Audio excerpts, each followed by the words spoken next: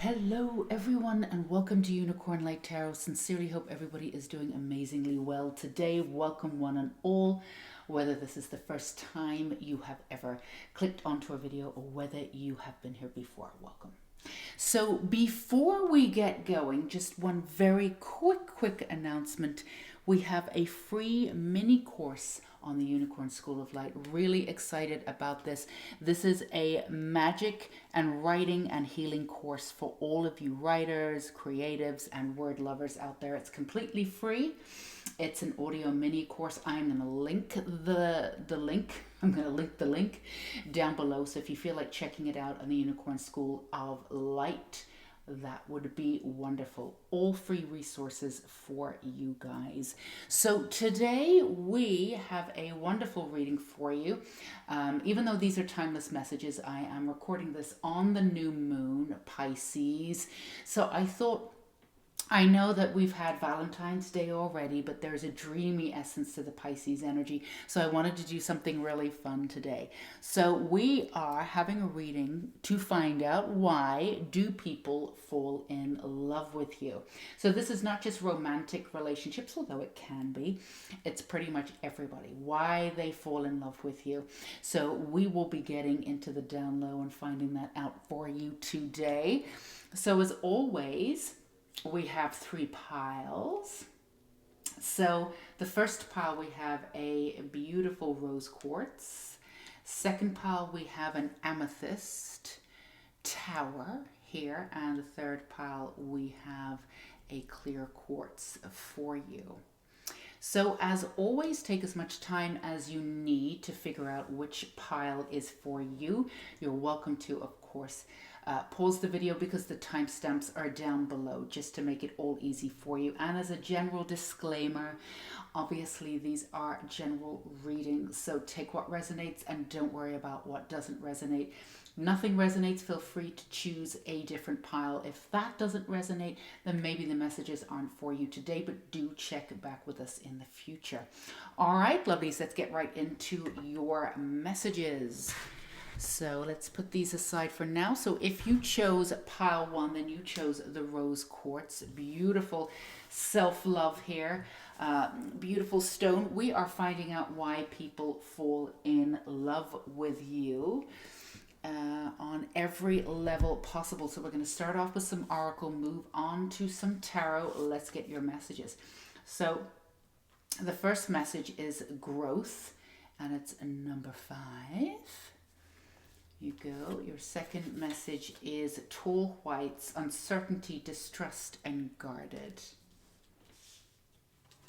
And then you have purification. My energy field is being cleansed of all that I do not need.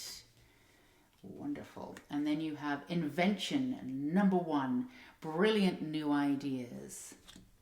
And then you have water wheel 31, or if you put them together, 4, end the struggle. So one of the main reasons right away this just sort of hit, and it's absolutely beautiful, pile 1, is that you don't take things for granted when you look at the whole spectrum of how everything can be, the versions of truth and the versions of reality. So there's nothing that's clear cut for you. And that's a wonderful way that it's very open, expansive energy that draws people into you. So in the past, you may have had sort of a black and white version of how things work, but that's just because you were trying to fit into the world and figure out how other people do it. But when it comes down to it, you accept that there's many different versions of events, and you really do understand that we create our own reality. People say that all the time, and yet they continue to sort of move in a way that makes them miserable, not realizing that it really is the way in which we can move around, we can change things within our mind, we can shift our perspective. None of this is easy, otherwise all of us would be masters at it, but it is easy for you. It's easy for you because you know how it is when you're black and white. You know how it is to be sort of stuck up against the wall and feel as though you've got nowhere else to go. You've been in that void energy before, and within that void energy, something sort of broke open and cracked for you. And it may have been quite painful for you. Some of you may have had that tower moment, but what came out of that was truly beautiful insofar as that you could see sort of every version of event when somebody tells you a story, or somebody tells you a truth, and you can see how they got to that truth based on the energy that they put behind it. And you can also see different parallels of existences going on at the same time. So for you, everything is true. For you, you have this expansive energy, so you can see where people come from, and there's no ending for growth.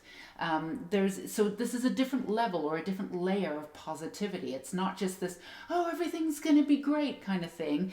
Everything's great when it's not. It's, you're a realist. You have that. It's the way in which you see time. It's the way in which you see and organize your thoughts that are really attractive.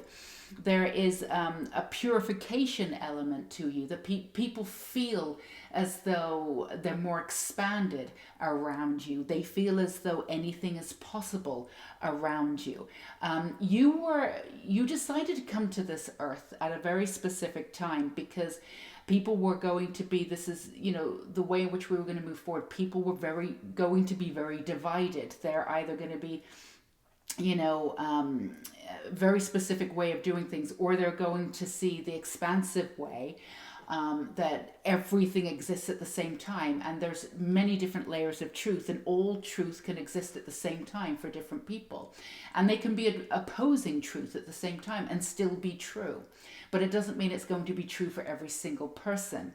So there's no one defining truth that for one person that works for another, and this is something that you are actually able to do and invent and figure out and take on this energy. So you were not going to be here to come down to really solidify the us versus them, or there's only one way, or there's just this way or this way, to take sides. You weren't going to come down to do this.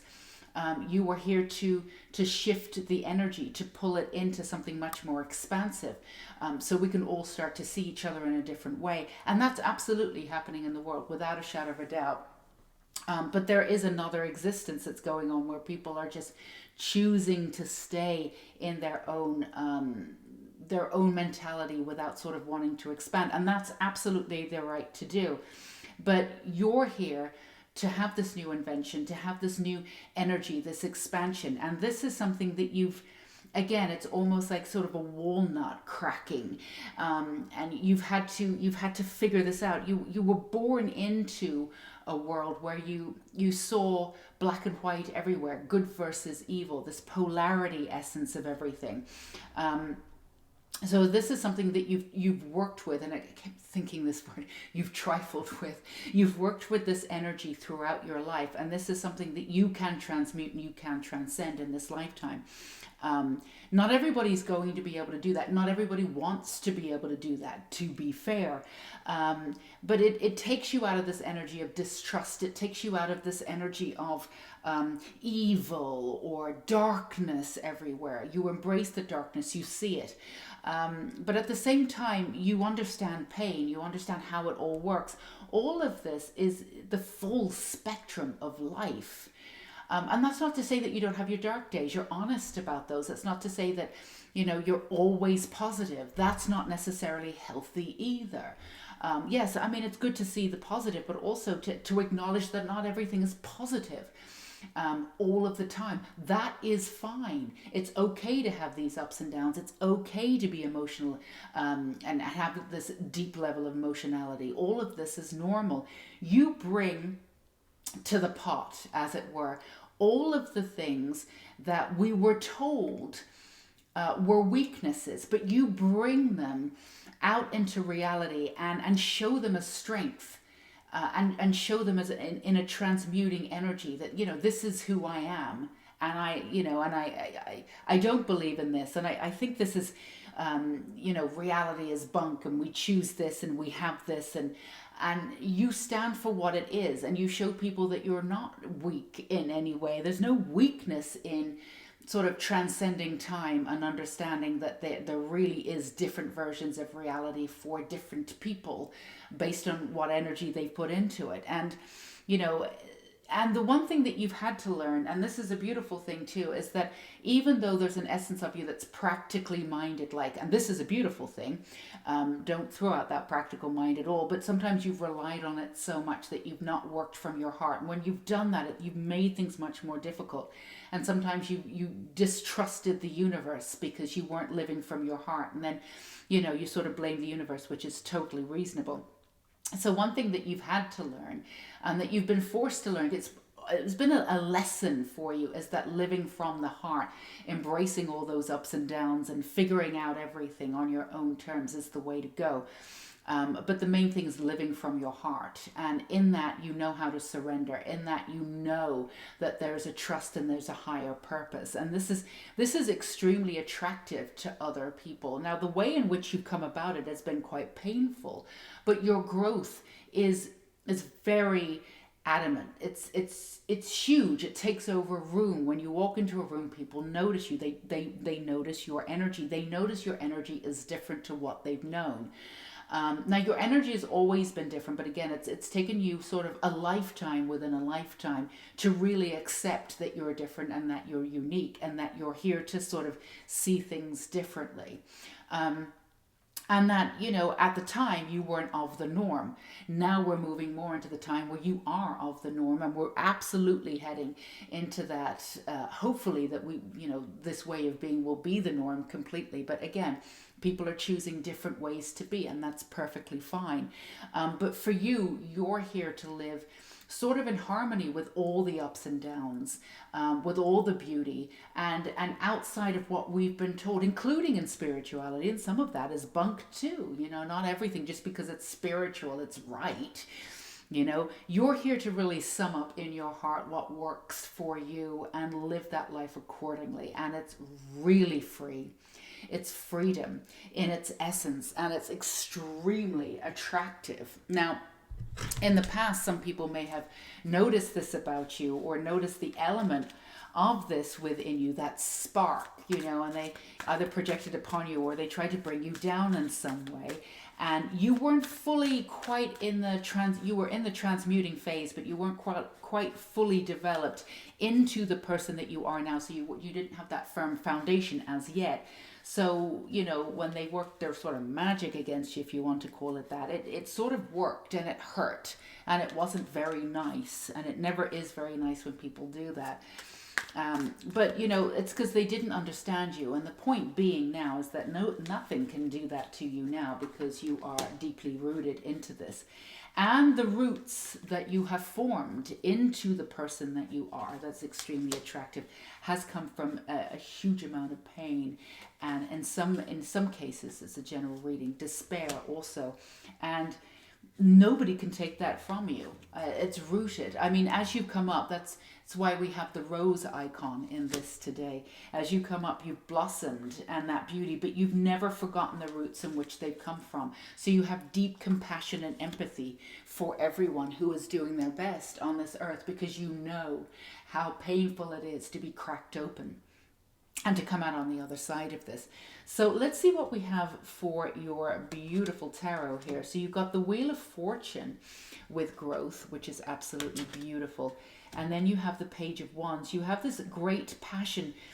Let's see, I'm going to one over for you. And you have the ten of Wands here too.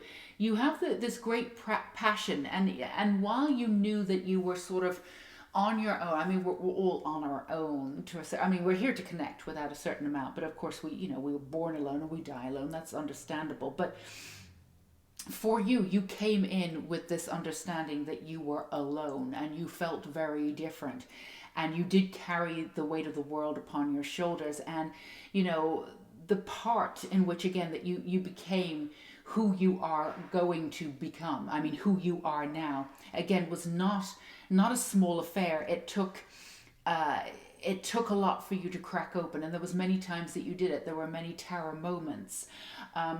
And there were many ways that you did this. Some of you actually pulled yourself out of the family and took yourself away, because the way in which you were brought up, you weren't able to sustain this vision of yourself while staying there.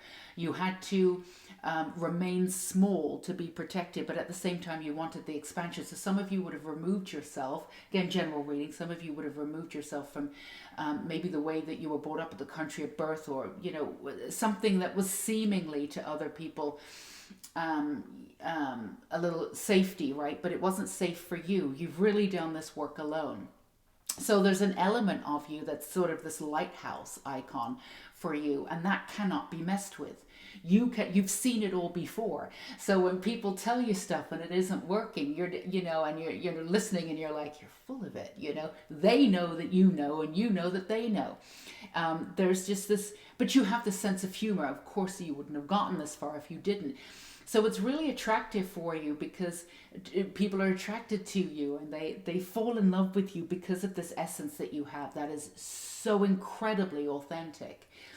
And you had to go through many different versions of yourself to get to that authenticity. And you tried on many versions of yourself, and some of them you sort of liked and some of them you didn't. You put yourself into a lot of experiences so you could sort of, crash and burn at certain times, knowing that things wouldn't really work out. But you did that because you knew at the end of the day, whatever was going to burn out would burn away from you. You didn't need it anymore, So you have a huge amount of self-reliance, and this incredible amount of integrity that you've always had. So these are all these traits that people absolutely fall in love with you. Now, you do fall in love. You fall in love with a lot of different things and a lot of different people, in essence. But when you fall very, very deeply in love, that's pretty rare for you. But you're in love with absolutely everything and everyone to a certain level, and that's the gorgeousness of who you are. There's also an essence of you that, when people are around you, it's like an adventure. You could make anything an adventure, and your imagination is incredibly vast.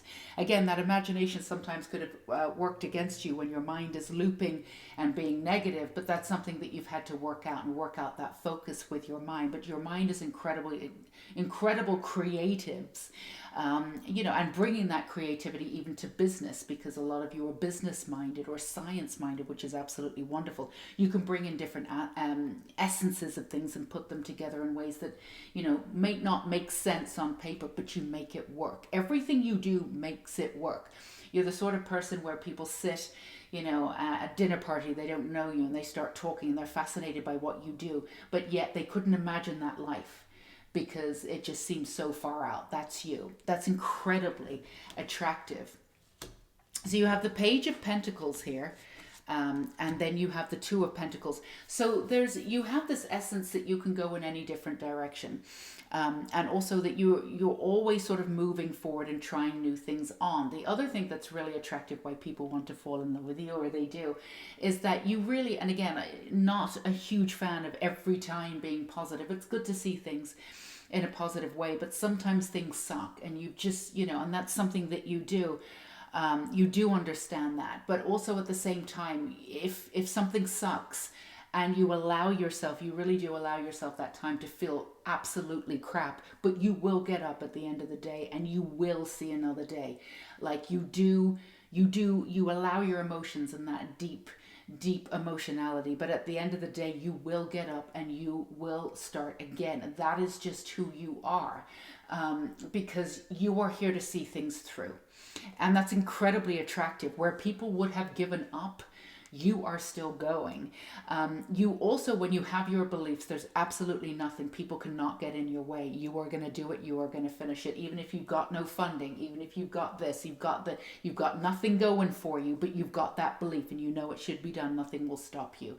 And that's, a lot of people have great determination, but you, coupled with the fact that you never let anything get you down, you do let things get you down, but then you get up afterwards, means that you create your goals, you go for them, and you achieve them.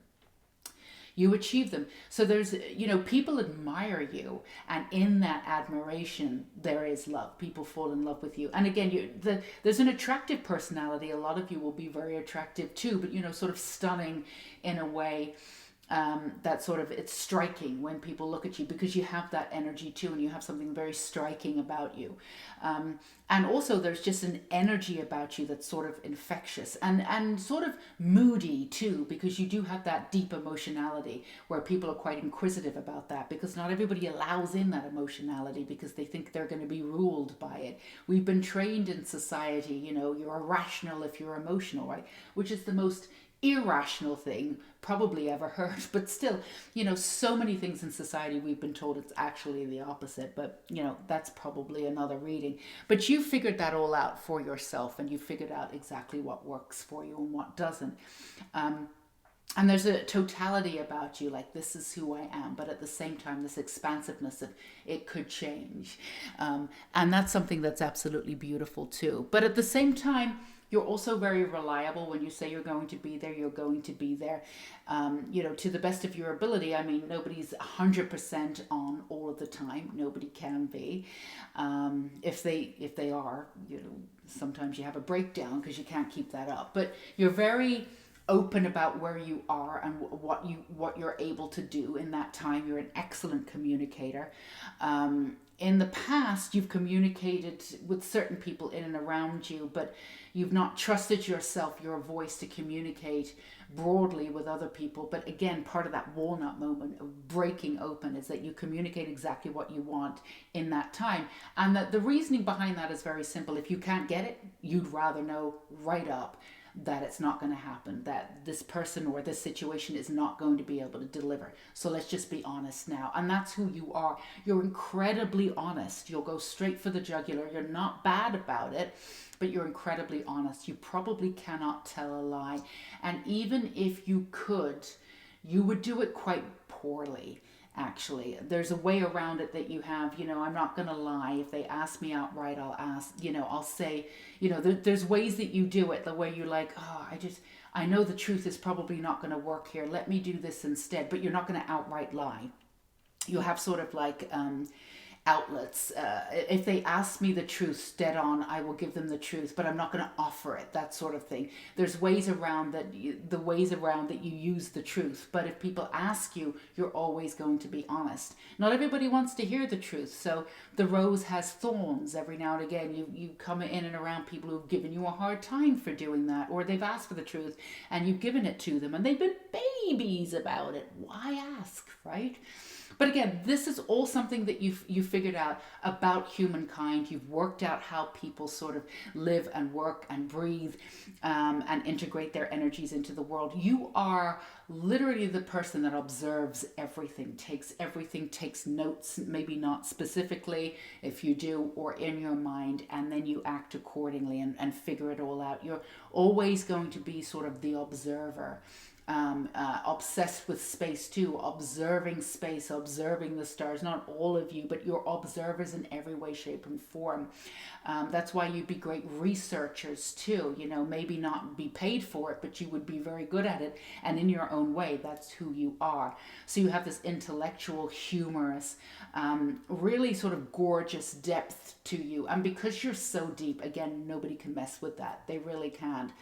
Even somebody with a PhD, if you don't have one, you would still be able to articulate with them in a glorious manner and have this incredible conversation.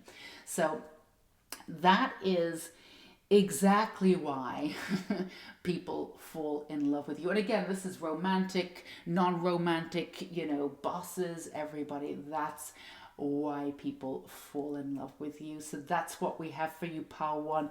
Glorious, glorious, beautiful personality there. We're sending you so much love and light for exactly who you are and where you are in the world. We sincerely hope you enjoyed the reading. And if you did, feel free to give us a lovely, thumbs up, a little like, because it really helps the channel. And of course, if you have not subscribed, it would be wonderful if you want to. That would be great. And do not forget the free mini course for all you creative and writers, talking about, we've even got writing prompts for you. Why writing is important. The link is down below, completely free in the Unicorn School of Light. Check it out if you feel inclined. Until we meet again, take care, Pile 1. Bye-bye.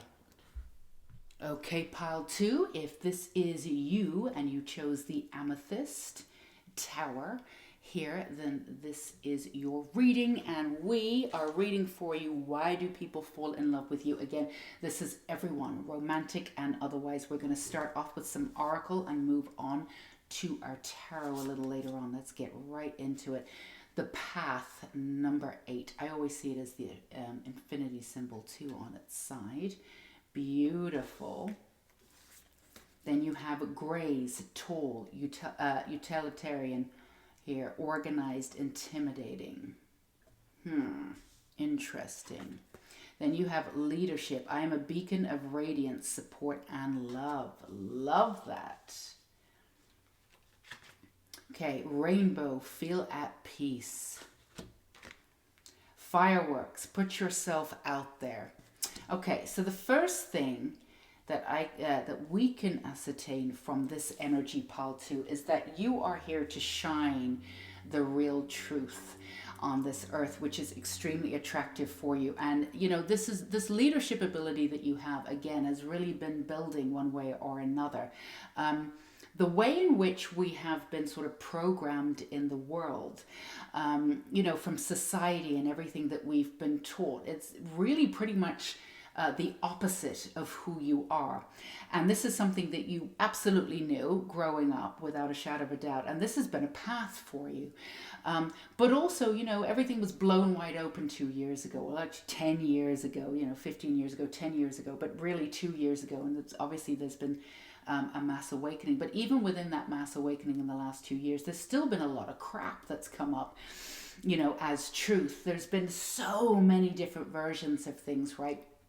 But, you know, regardless of that, and there's nothing wrong with that because everybody has their own versions of it. But, you know, when people were coming up and claiming everything was truth and this is truth and this is truth and this is truth, it was all sort of scarred with the emotionality and the sort of the remnants still, the echoes of all the programming that we had. So while it was wonderful that everybody was speaking up, and while it was wonderful that everybody was standing up and doing what they needed to do, all of that was incredible, you know, standing together, there wasn't really an essence of proper truth in a lot of that, really. It was still speaking up and standing up, but there was still a lot of the old ego. There was still a lot of the old narcissism that we had as personal and collective. There was still a lot of that old programming coming in, you know, especially just really small essences of, you know, good versus evil and this sort of this narratives that we have. And you're here in this lifetime to see through all of that. You've always seen through all of it to the actual truth. This is incredibly attractive to people who are also seeing that, you know, people who are claiming who have the truth only have just a small version of it. They have a slither of it. Now, all of this is wonderful. Again, it's not about who's right or who's wrong, not at all. But it's about a representation of something that's new and not sort of a regurgitation of what is old with new energy, if you see the difference. We can put new energy into everything that we're doing, but if we still have the paradigm of the old coming in, then it's still the old with new energy. You're coming in with new energy and new ways to be completely. You really are the real deal, as it were. So this leadership ability that you have is incredibly attractive. Now, it's something that had to be built because the way in which we're, you know, there's mechanisms that are set into society, not everybody would really understand who you are because it's all about the rising up first. But we're still working out the sort of ego and the narcissism and the good versus evil and the us versus them and all of those old narratives. We're still working through all of those, again, collectively and personally. So you standing up and going, none of this really exists, you know, time and space is, you know, instead, I mean, they would be like, next. So you had to do this in a way that didn't blow your mind in a bad way because, you know, you were holding space and you were holding light in a way that wasn't being held yet, because the old was still being, the catalyst was, the old was still being transmuted. And again, everything that happened needed to happen. There's no judgment here, or absolutely there's no right or wrong. It all had to happen this way. We don't all wake up one day and just get it. We don't. There has to be a transmuting, right? But you had transmuted before, so you already knew that all of this was on the right path, and it was wonderful, and it was moving in the right direction, but it wasn't quite truth yet.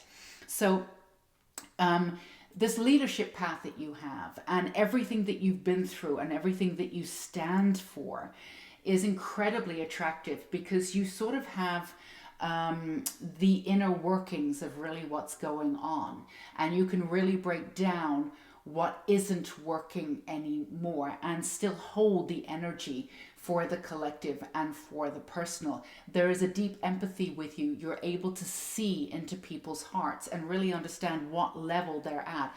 And this is all about what level people are at to accept what's really going on, or what truth is really happening. Because we all come in with different experiences. We all come in with different soul contracts and different karma. We're all at different stages of development. And just because somebody says that they've got it, or that they're a chosen one, doesn't mean that they have all of it together yet. But you've been watching, you've been observing, and in this way you've got something a little bit, in common with Pile 1. You might want to check it out, although it's very different energy. But you've been observing, and you've been listening to your inner soul. That's an absolute brilliant compass. It just smells out this stuff that just isn't. That's old. That's the old paradigm. It's almost like you're a sniffer dog for drugs, right? You see, you at the airport, but instead you're smelling around what people are saying. This is true. This is what's going on. This is whatever. You're sniffing around, and you're like, there's something else going on here, and that's okay. It's not about pointing fingers, but for you, it's been the trial and error of figuring out what really is true. So you can get to the deeper meanings. You have this deep wisdom. You were born with it. You were born with this wisdom. And one of the traits that you have is really understanding that what is not said.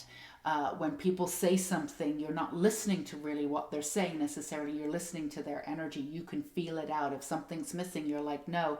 Even if they have like 1 million subscribers and it's not working for you, there's something that doesn't add up. And then you take it back. Again, no judgment, but it doesn't add up. So what you've been doing is you putting the pieces together yourself and understanding that you really do see through everything and through the truth. When people say things, there's still an element of the ego. There's still an element of this old paradigm or this old system that we have in place. And again, that's perfectly normal. We're here to have human experiences. But you can see everybody's level of development. And not everybody can do that. And if we could do that, then we would be more discerning about who we let into our lives. So this is not a small attribute. This is not a small trait or a small thing that you can do. This is something huge. You really are able to look at somebody and feel their energy, and again, feel exactly where they are, sort of in the real spiritual process, not the spirituality that we've been taught. And a lot of it's breaking down too, because some of those paradigms don't exist anymore. Some of those paradigms don't work anymore either. They worked before, they don't work anymore. The way in which time is shifting, everything is shifted. It's not the same anymore. So we can't use the old outmoded ways of being. So this is something that you can do. So it also means that just because there is an organized figure, or just because somebody says something's true and they've got a lot of buzz around them, it doesn't mean that you're going to take that. There's something that you're going to figure out for yourself exactly what level of development they are. And again, it's not to blast them out of the water or be in judgment. It's just that you want to serve the truth. And you can figure that out. And this is also, you can feel at peace. This is also so you can feel peace in the world. And you're not doing it and this is not about anybody being above or below anybody else. It's just that we're all different. We're all unique. No one's above or below, but we are different, and we are incarnated at different levels. And that's something that's just a fact. We're all incarnated at different levels, and not everybody wants humanity in this world. Everybody gets to choose. Earth is a free will zone. There's nothing we can do about it. There's moral stakes, certainly, but everybody gets to do essentially what they want to do. So this is about you really understanding the truth of development and how it all works and interplays in the day-to-day life, and the way in which the world works, and the way in which the personal and the collective works. This is deep work that you're doing. Deep work. And again, not all of it necessarily would have been understood or appreciated, especially by people who were in leadership at that time and were saying this is true and this is true, and you were like, no, not going for it. Yeah, it doesn't feel right to me, and it's even like you would be able to, like, even if they had an energy of beauty, even if they meant well, but there was still a piece of the parcel that they hadn't got yet, which meant that their whole energy line wasn't quite complete. You could figure out that one piece where what was missing and why it isn't complete yet, and that would be enough for you to go, no, it's not for me. So you have a very discerning factor. You're very discerning about the energy that you allow into your life. You're very discerning about the energy that's in and around you. You're very discerning about what people tell you. You have this in common with Pile 1. When people talk to you, 99% of it doesn't make any sense to you, because what people tell you and what their body is telling you is two different things. But you haven't always been discerning, because this has been a path. And like Pile 1, it's been a difficult path for you, to figure out. You sometimes you've fallen for it, for people, claiming that they're this, that, and the other, not in a cult-like way or anything, but you've given people the benefit of the doubt because you have that open, expansive heart, which is beautiful and has been broken many times. But you come out like the phoenix rising, right? And because you've seen everything and you've worked through all of these emotions, you haven't been all that discerning before, because of that expansiveness that you have. And it's not now that you need to protect yourself, it's just that you've had to learn boundaries. Now with those boundaries in place, you're in this impeccable place to be able to see and sense the truth in everyone and everything. And you can do this, you're like a lie detector test. When people come into a room, you would be able to ascertain them in a way that they wouldn't even be able to do it, and that could piss people off too. You could do it at a party, even after a couple of drinks. You don't need to be sober to be able to do it. At every level, you're capable of this. So let's see what we have for your... So this is extremely attractive and extremely intimidating at the same time. So a lot of people will find you mysterious and intimidating. And depending on what stage of development they are at, the people in and around you, they might find you quite frightening, actually. And that's something that you've been used to, because you've always had people project upon you, because you have that power. There's a power in this, because it means that nobody can really get one over on you in any way, shape, or form. It means that you can't really be manipulated. That's not to say that you haven't been. But you can't really be manipulated anymore. You can see through all of that, and people get very frustrated. Now, there are people out there that are doing their best, and they're wonderful people, and they don't realize that they're manipulating, because at the end of the day, they have a good heart, and they're doing the work, but there's an essence of them that's still manipulative, but they don't get it. And those people could still be irritated by you, even though they're on a path and they have a high vibration, that they're working through stuff, they're being honest with themselves, but they're not past the manipulation stage yet, because they're still bound, and we are here to have a human experience, so we all have this to a certain degree. They're still bound by old paradigms. So they're going to be, they're not necessarily going to take you in with open arms, but that's okay. You're used to doing this work alone, and this used to upset you before, sort of doing this work alone. You used to feel as though you were sort of the baddie in a way, and that you didn't fit in, because 99.9% of the people, even in the spiritual community, was saying one thing, and you were like, yeah, but there was always a yeah, but. So for a lot of you, and of course these are general readings, a lot of you conventional, anything conventional, conventional religion, any of that wouldn't have made sense to you. Even though you could see the beauty in all of it, you could also see the yeah buts everywhere, and nobody really wanted to talk to you about the yeah buts. And you would be great as a strategist because you would be able to go in and say, all right, this is working, this is fantastic, this doesn't work, but if we do this, this will work. And you could do this on a business level. You can definitely do it on a spiritual level. You would be an excellent life coach or a soul coach because you would be able to, again, ascertain exactly where somebody is. When you can really figure out where somebody is, you can meet them at their level. Instead of trying to pull them up where they're not supposed to be or not yet, because everybody has to have the freedom to move in their own direction. They shouldn't be pushed or coerced into anything, or anything that's fear-based to get them where they need to be, right? So you would be able to see them at that core level, and people being seen. Oh my God, people are not seen in this lifetime, and people haven't been seen for so many, like millennia. I mean, it's the way in which we live. Just holding space for somebody, listening, and actually seeing somebody. That's 99% really of healing. And the rest of it is just listening some more and just allowing people to really come to their own conclusions of how brilliant they are. We just don't do that for each other. And if we did, we would have a much more cohesive, beautiful, humanitarian-based society. This is what you have, and you've been here to cultivate this throughout your life. And it's the most incredibly beautiful trait that you have.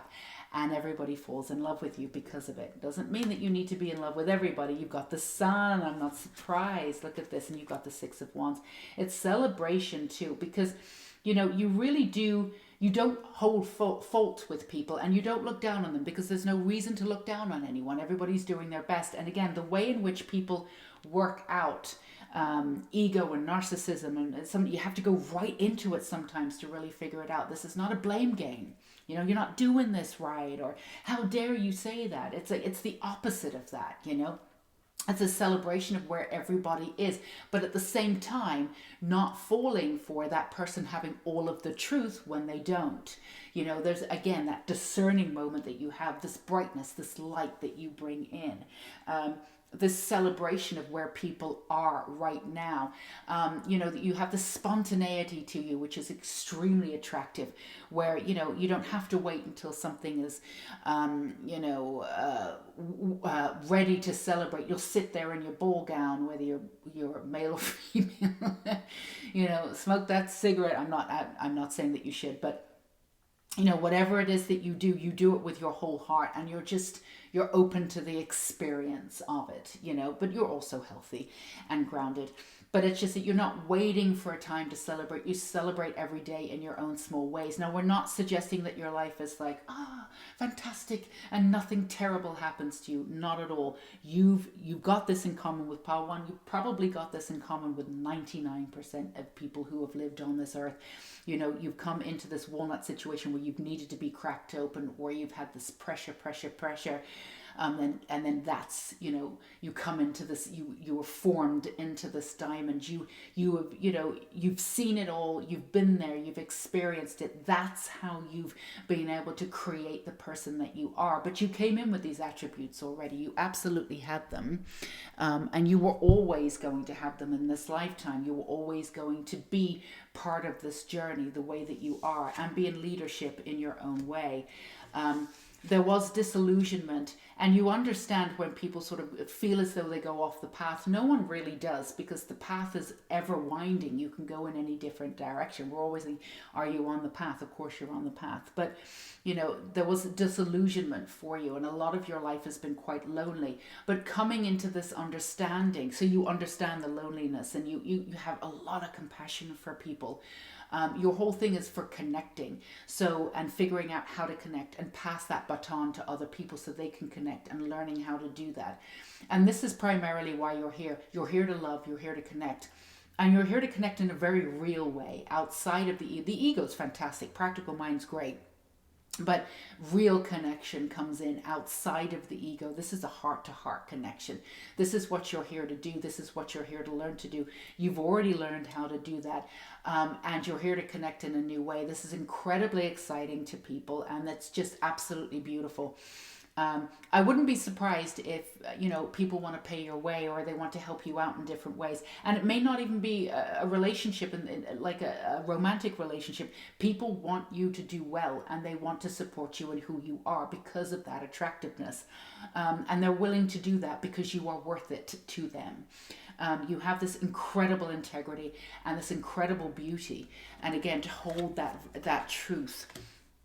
So here, let's get one more for this Ten of Swords here. Again, you've seen it all, and there's a reform in you too. Yeah, there's a reform in you to change the way that the world functions. So you're here at a larger capacity to sort of break down those walls of how we've done things before and move forward in a not a more positive way necessarily, but a more humanitarian ways. But that really does require that we break down everything that we know and start from the beginning, not try to build castles in the sky from foundations of the old. So again, you're not afraid to pull everything down and start again instead of focusing on the new without, really ripping down that old. So you've had those terror moments, you've had those dark moments. And even in those moments, you weren't sure that you were going to come out on the other side of them, but you did. And at the same time, you can hold that energy for other people. So you would be wonderful for treating everybody, no matter what they've been through, with humanity and with grace. You have so much grace and it's incredibly attractive. People fall in love with that. You're here to be a leader, just being who you are and whatever you put your mind to in this lifetime. Once you've decided what that is, and once the core of you in this lifetime has solidified into turning into this, there's nothing that you cannot achieve. Have faith in yourself. Incredibly, again, it's incredible once you get onto this specific core of who you are, how many people come out of the woodwork and want to help you in ways where you're like, I don't really quite understand it. But that's great. And it's not that, you're taking advantage or anything like that. You do great with the resources. You do great things and you're extremely grateful and gracious. But because you paid out for so much, because you've been such a giver your entire life, this karma is coming back to you. But it's also this energy of wanting to be around you and wanting to support you because of the love that people have for you. Again, it does not need to be romantic, but if it is, that's wonderful too. Again, with your discernment, no matter what you do, once this core of you has formed, you'll be able to figure out what people want from you, and you'll know whether, if the gifts are attached to something that you don't want to go down, or just open-ended and from the heart. You'll be able to figure that out. You really will. So this is what we have for you. Incredible pile 2. Sending you so much love and light for exactly who you are and where you are in the world. Beautiful reading, beautiful personality. Go be you and enjoy people falling in love with you. Do not forget that if you want to take part in the free mini course or in writing, the audio course that's down below in the Unicorn School of Light, again, completely free. Please take it up as a resource if you want to. And of course, if you enjoyed the reading, feel free to give us a like and subscribe if you feel like it. It's totally up to you, obviously. No pressure. So we are, again, sending you so much love. Until we meet again, go be you, pal 2. Take care. Bye-bye. Hello, pile 3. If you chose the clear quartz, this is your reading.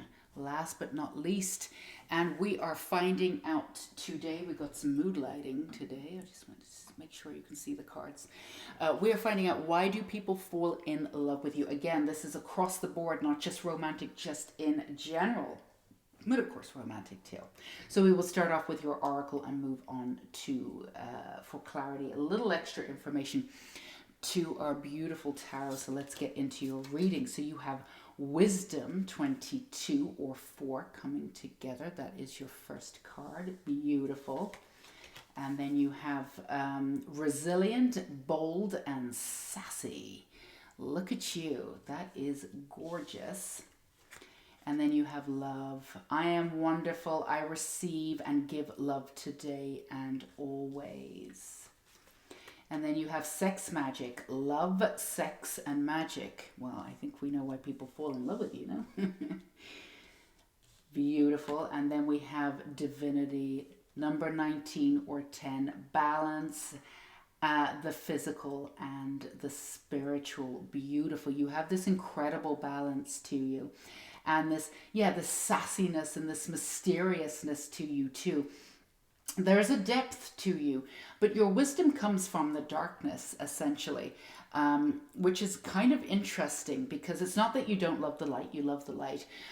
It's just that you're here to experience all the depths of what's going on in the world and other worlds. You're much more interested in some ways sort of in occult themes too, in worlds that you weren't really interested in the human world necessarily, although you were interested in, for a lot of you, the psychology of how humans behave and the sort of psychology of the mind. All of that is quite fascinating to you. But space might have fascinated some of you, but like worlds beyond worlds, like ancient wisdom, alchemy, certain aspects of magic could have frightened you. For some of you, I mean, could have frightened you, could have interested you, but also it could have frightened you too, because depending on your upbringing, because your fascination was at such a length, it was something that was really deeply sort of within you, that the love was there.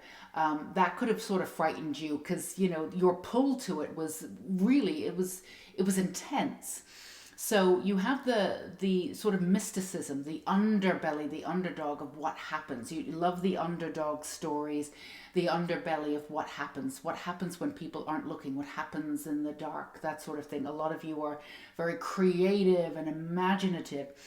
So you can bring these worlds in many different ways, whether you're creative, or many different ways that you can bring these worlds in your mind. But you can go pretty deep and dark. Some of you may not like horror movies at all, and some of you may not really like horror movies, but you watch them because there's a fascination with them. Some of you are just not into that at all. There's kind of, a general reading. It's kind of a, no, I'm not going to go there. And that's because you do understand the darkness. You don't feel as though you need extra on the TV screen. But there's a confidence to you. And again, just like Pal 1 and 2, it took you a while to get to that confidence, because you were a little bit, I was going to say strange. You might have been a little bit different. You might beat to your own drummer when you were a kid. And this could have been quite adamant. Some of maybe your family members didn't really quite know what to make of you a little bit. Maybe you had a slightly different upbringing to your siblings or those around you, because whatever worked for them didn't really work for you. You were a special child. You really were. In that way, it was almost evident that you weren't of this world pretty much immediately. And it was evident to you very young. You were very bright and instinctual. You would have been figuring out what didn't work very, very quickly in your life, even if you couldn't articulate it, even as a child. You would be, very childlike, of course, in some ways, but you're just very astute in figuring things out. It's almost like you were there to figure things out and pull things apart and put them back together. In fact, that's something that you might have done. And there's nothing desperately conventional about you. You could have been extremely bright, but you may not have done always very well at school. And if you applied yourself, anything you apply yourself doing, you excel at. But you didn't necessarily apply yourself at school, so you may not have come across as being quite bright in the system. However, you were extremely bright in your own way. Some of you may even be sort of dyslexic or have some kind of learning disorder. And it's not just because you have a learning disorder, you're absolutely brilliant because your mind works the other way. That's pressure too. We're certainly not saying that. But the way in which your mind works might genuinely be a little bit different to everybody else. But there is brilliance in there. There's aspects of brilliance. You know how to work with your own mind. It's just in a traditional setting, you may not burn as bright as you could. And this is something that you had to figure out. And having great appreciation, great love for yourself is something that you really need to tend it to. You needed to tend to that because other people didn't do that. Either people bypassed you or they didn't really understand you or thought you were a little bit strange. or they're afraid of your mysteriousness, or you weren't conventional enough, you didn't show up sort of, getting all those grades. Again, when you do apply yourself, you're actually brilliant at what you do, but the reason why you wouldn't have applied yourself is that you didn't want to be in those systems anyway. You wanted to be who you were. Some of those systems you could have felt like they were trying to break you, and you refused to give in to those systems, so you didn't want to be good at what they told you to be good at. That's the way that you kept your own autonomy, and it was really important for you to be that way. Now, as you got older, you realized that you actually did want to learn, and you did want to do this, and you were still going to do it your own way, but you were going to do that. And when you did apply yourself to school, if you went back or if you decided you wanted to, you found that you were actually a brilliant student, and you're extremely intelligent and articulate. It's just that the way in which you schooled and the way in which you see things and the way in which you work with information is a little bit different. So that's why we brought up the learning disorder. But again, it's not or the way in which your brain works might be slightly different. But again, you've learned how to work with that. It's neither, you're not brilliant because of that necessarily, but you do work differently. Your mind does work differently, and you are brilliant. They just happen to be one and the same. So there's an attractiveness to you. There's a brilliance in there that people really can't put their finger on, because you really are unique. At certain points in your life, in certain points of your life, that uniqueness kind of worked against you, or you felt as though it worked against you, and it kind of singled you out in a way where you just wanted to sort of blend in, and you didn't really want that attention. And when you did get that attention, sometimes it was just it was a little bit weird. It got weird. People made it weird. It's almost like they thought you were quirky, and then they started acting weird around you so they could be weird too, but that just made everything really weird, and then everything's really awkward. So you had a lot of awkward moments. People, you could have had a lot of awkward moments around people, but it's because other people made it awkward, and then you made it awkward because you didn't know how to so there was this redefining of who you were, coming back to an essence of self-love. Now, everybody has to come back to self-love, right? And there's many different ways of coming to self-love. It's not always about a yoga session and a soak in the bathtub with bath salts. Although if that's your jam, go do it. That's wonderful. Sometimes self-love is about putting others before you and learning what it looks like to have self-love. There's a myriad of different ways you can approach self-love, and there's neither right or wrong. Everybody needs to do their own thing. For you, though, you needed to focus on self. Your energy was always on the external, looking for sort of answers and figuring out how to do things, but realizing that you didn't really want to do things in that way either. So it's not like you were necessarily looking for validation in the external, but you were looking for a path forward that you could take. You never found it in the external, so you were sort of forced within. And within that, you did learn to love yourself, but it was not an easy path. Because a lot of your energy was called to the external. So it was difficult for you to put yourself first, to even acknowledge that you needed love for yourself. This was the biggest thing that you needed to figure out, that you even needed the love yourself, or how deeply it went, how much you needed that love.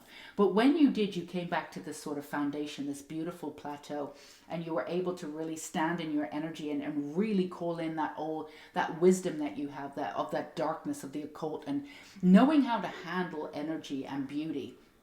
You could go in and clear a house of entities if you wanted to. Not every single one of you could. And if you don't feel as though that's your calling, don't go ahead and do it and put yourself in that situation. But once you understand these energies, you'll be able to do this. What frightens other people doesn't really frighten you, because you have... and it's not that you're fearless, because you do use fear. You understand fear. And you've worked with fear. Some of you intimately know fear. But it's more about it just... You understand things at a deeper level that other people at a preliminary level are just frightened of. And the reason why they're frightened of it is because they don't really go in to understand it. You're willing to go in to understand it. In fact, you kind of grew up from the darkness. You kind of grew up from essences of the path least tread. The path that people weren't really on. You were on that path. Some of you may have felt as though you were forced on it, or you didn't understand why you were on that path, why you were unique. But you were on that path, so you had to form kind of an existence, sort of working against the grain, not quite the same way that other people did it. And you had to start being okay with that. maybe being a late bloomer or doing things your own way that people thought was really strange, or maybe you were the black sheep of the family, or maybe people didn't understand you. But you've always landed on your own 2 feet. You've always done things your own way.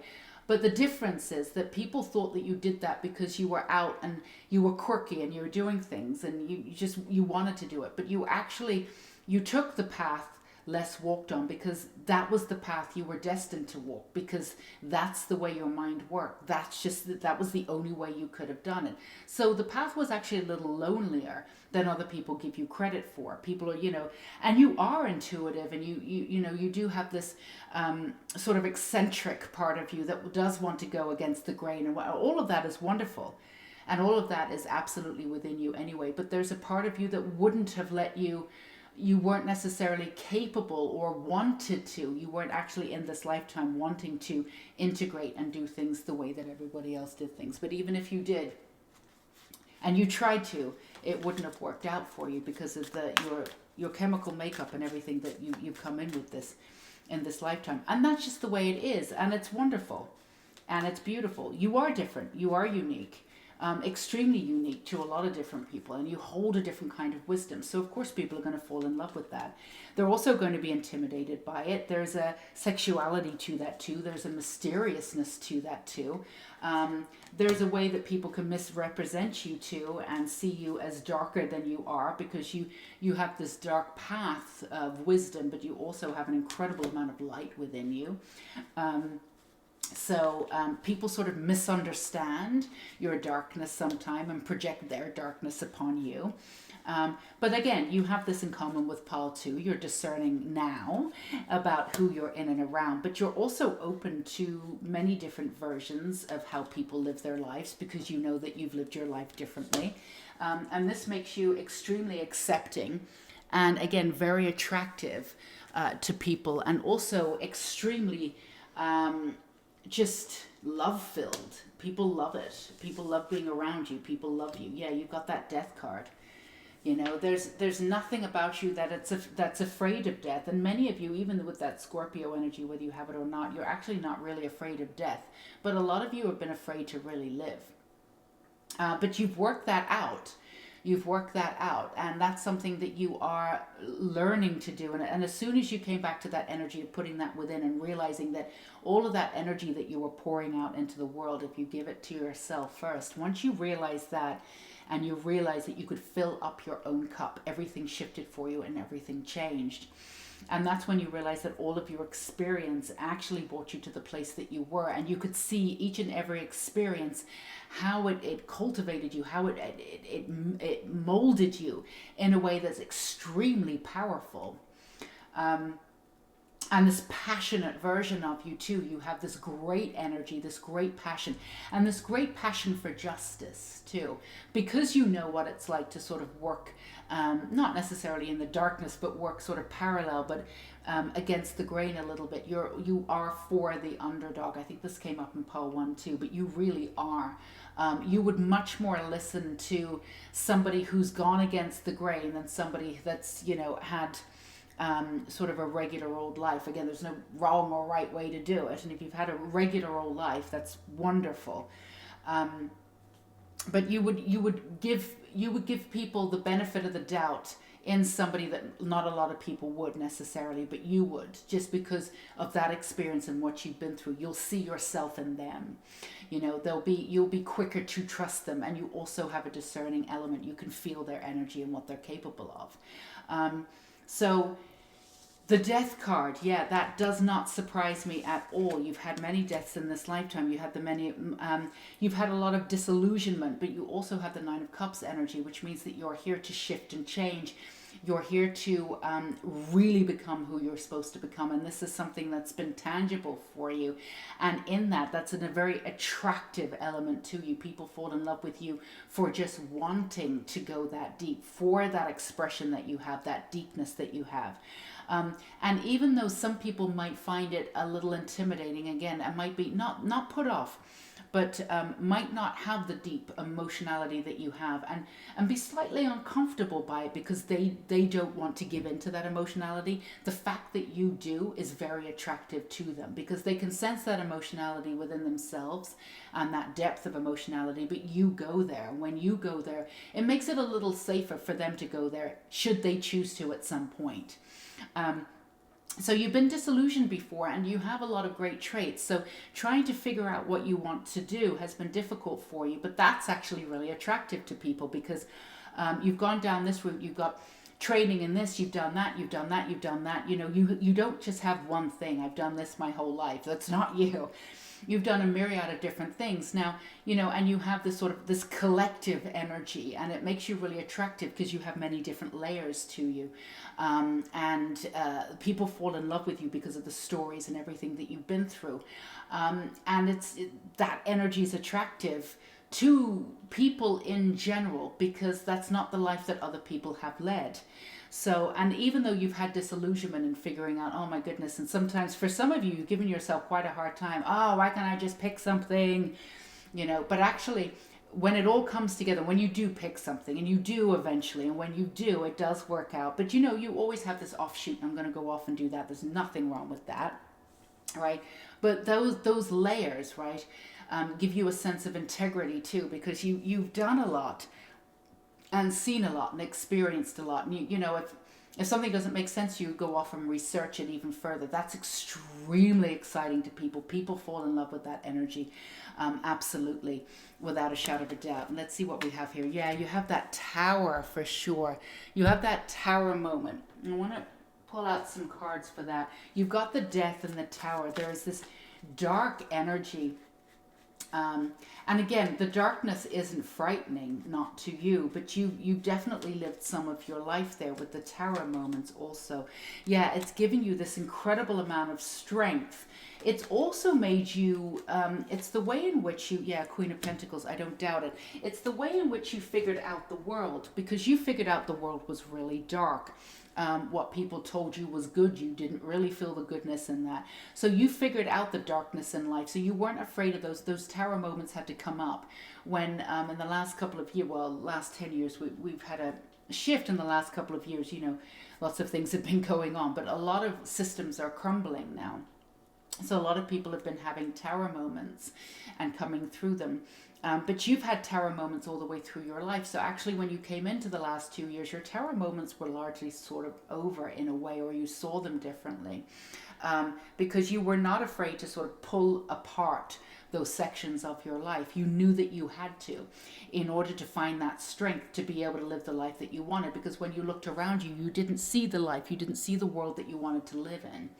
And you recognized that, again, what people had told you was good, you know, even organized religion or this, it didn't work for you, didn't see it as good. You didn't see it quite as that. Or you saw holes everywhere and none of it made sense. There was an essence, the essence of it didn't make sense. So you knew that you would have to crumble that. All of those essences would have to crumble within you. So you've had these tower moments. And some of them have been incredibly painful, but through that you have gotten your strength. And the strength in a very specific way. Of course, as we go through things, we get stronger. And if we don't get stronger, then, you know, we don't. But, you know, and that old thing, you know, what doesn't kill us makes us stronger. But that's not what was going on here. That's a cliche. A cliche is because it's, you know, it's there. It's a cliche because it happens, right? But, you know, your strength was that you saw everything. You saw the darkness, and you didn't want to live in that way. You saw the darkness where people told you there was light, and you didn't accept that. So you allowed everything to crumble. So you could find the strength in the darkness that people were afraid of, and that's why they were claiming, you know, light was this and the light was darkness, right? So the strength that you have is a real strength that you can rely on, because it's not based on systems that aren't really set up for the individual. It's set up for a collective of control, right? So your strength is very individualized and it cannot be taken from you. It's an incredible attribute, and that's why people fall in love with you too. And what you desire in this world, what it is that you are here to achieve, you will achieve. And there's that energy around you too. There's an energy of victory, of being victorious. There's an energy of celebration. There's an energy of profound wisdom. There's an energy of achievement. There's an energy of real success around you. And you will achieve that in this lifetime. That's very attractive. People fall in love with that. Now, some people fall in love with it for the wrong reason. But again, you're discerning. You've got that self-love coming in now. So you know to put your energy first. And you know to build, you built that strength, that foundation where you can rely on yourself at every minute of every day now. So nothing needs to come from the external anymore. And again, you've got that sex magic. You've got that beautiful energy of the mysteriousness and knowing how to handle your energy and that beauty. Pretty much in any situation, you could plop you in any situation. And for the most part, you would be able to rock the room, you know, regardless of who it is or whatever, because, you know, you can appeal to everybody, and that's extremely attractive. Also, you don't really vet people based on money or looks or anything like that. You really do base it based on people's hearts. And anybody who tells you they're a good person, the first thing that you do is you think to yourself, I'll be the judge of that. So you don't take people at face value. You go further and you give people the benefit of the doubt. That's incredibly attractive, and that's why people fall in love with you. But the element of success, the energy of success, sometimes you have so much light with the success that people just want to stay by you just so they can feel what it's like to feel successful. You have that much energy that you can lend people. Of course, people fall in love with you. Why wouldn't they? So that's what we have for you, Pile 3. We sincerely hope you like this reading, sending you love and light wherever you are, and for whoever you are and wherever you are in the world. If you liked this beautiful reading, feel free to give us a thumbs up or a little like. And of course, if you haven't subscribed, we would love to have you if you feel like it. No pressure. And do not forget the free course we have down below, the free audio course on the School of Natural Light. I was going to say the Unicorn School of Light down below. It's completely free for all of you creatives, anybody who's in love with words. Check it out if you feel like you want to. Thank you so much for being here. Come join us again for another reading in the future. Until we meet again, Pile 3, take care. Bye-bye.